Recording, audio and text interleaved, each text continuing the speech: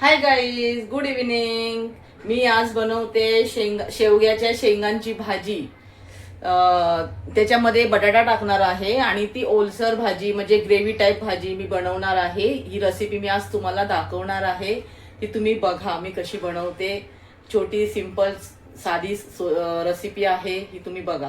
हे बघा गाईज, हे आपल्या शेवग्याच्या शेंगा आहेत आणि एक टमाटर घेतला आहे आणि लसूण आहे, एक लिंबू घेतला आहे, हे 3 हिरव्या मिरच्या आणि कोथिंबीर, आणि हे आहे आपला एक कांदा आणि 2 बटाटे जे मी त्याच्यामध्ये टाकणार आहे. आता आपल्याला काय करायचं माहिती आहे का? एक कांदा, हा एक टमाटर आणि लसूण आणि कोथिंबीर आणि अद्रक ह्याची आपल्याला पेस्ट करायची आहे त्या ग्रेव्हीमध्ये टाकण्यासाठी. आणि हे जे बटाटे 2 घेतलेले आहेत ते बटाटे मी आता त्याचे सोलून त्याची कापं तयार करणार आहे, म्हणजे फोडी तयार करणार आहे ज्या भाजीमध्ये आपल्या टाकण्यासाठी.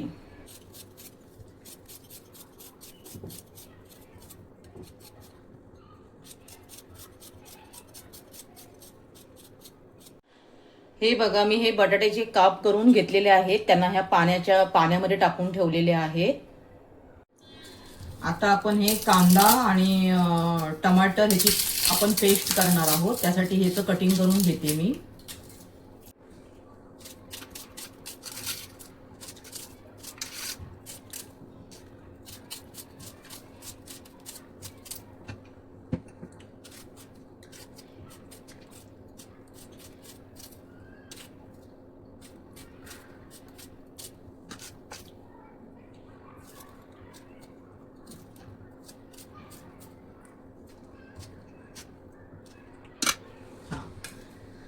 ह्या आता ना 4 लसणाच्या पाकळ्या घेतलेल्या आहेत, मोठ्या साईजच्या आहेत.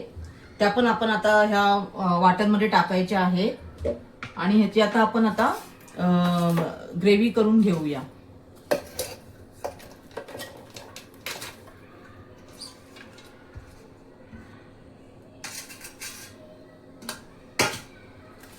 ही आता ह्या आपण कांदा, टमाटर, लसूण, अद्रक आणि कोथिंबीर, हिरवी मिरची याची पेस्ट करून घेऊया आपण.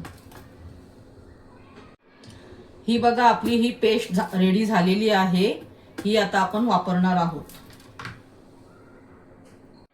गाईज, आता आपण टाकत आहोत त्याच्यामध्ये तेल.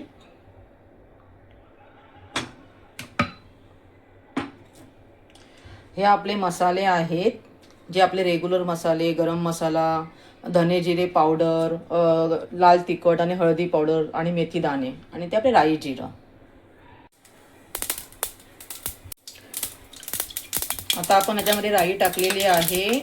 आता आपण यामध्ये जिरं टाकूया, मेथी दाणे टाकूया. आता आपण यात टाकत आहोत लसणाच्या पाकळ्या आणि एक हिरवी मिरची. आता आपण ह्यामध्ये टाकत आहोत हिंग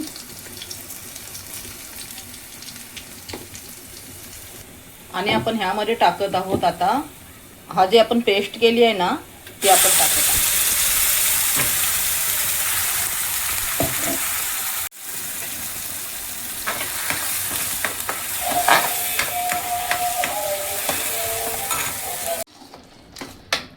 ही आता आपण ग्रेव्ही ना थोडंसं परतून घेऊया. ह्यात आपण टाकत आहोत हळद, हे लाल तिखट टाकून, मिरची पावडर तिखटवाली आहे, आणि हा आहे गरम मसाला, आणि हे आहे धने जिरे पावडर.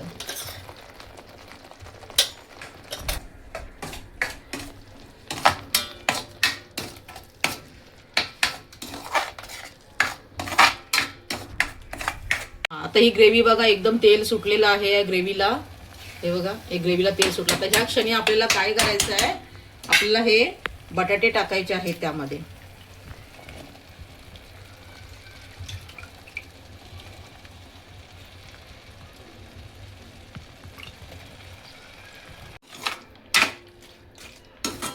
टाकवले पण कशी. आता आपण ह्यात बटाटे टाकले ना, ह्याला आपण थोडंसं ना वाफवून घेऊया, थोडंसं वाफ देऊया त्याला आपण. ह्यामध्ये मी थोडं पाणी टाकलेलं आहे. आता आपण ह्याला थोडंसं 5 मिनिटं ना थोडं ढाकण मारून ठेवून देऊया, कारण बटाटे कसे शिजायला थोडा वेळ लागतो आणि शेंगा काय पटकन शिजून जातात. आता आपण ना हे जे बटाटे ठेवले होते शिजायला ना, हे आता अर्धे शिजलेले आहेत, म्हणजे 80% शिजलेले आहेत बटाटे. 80% बटाटे शिजलेले आहेत. आता आपण ह्यामध्ये टाकत आहोत या शेंगा. आता आपण ह्यामध्ये या शेंगा आहेत ना त्या आपण टाकत आहोत.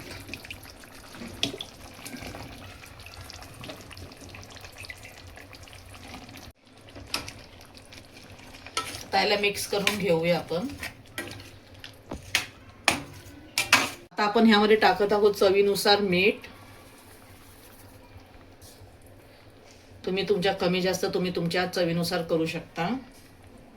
बस त्याच्यामध्ये थोडं पाणी टाकूया.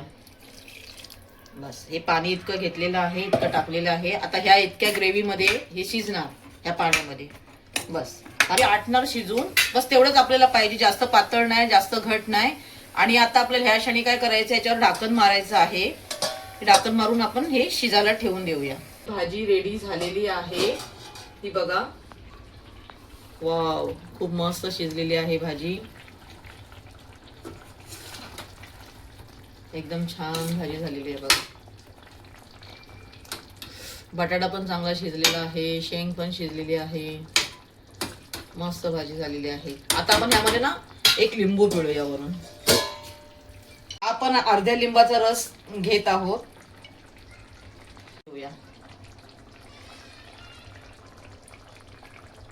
अर्ध्या लिंबाचा रस टाकलेला आहे, याने एक वेगळी मस्त टेस्ट येते रश्याला, ग्रेव्हीला.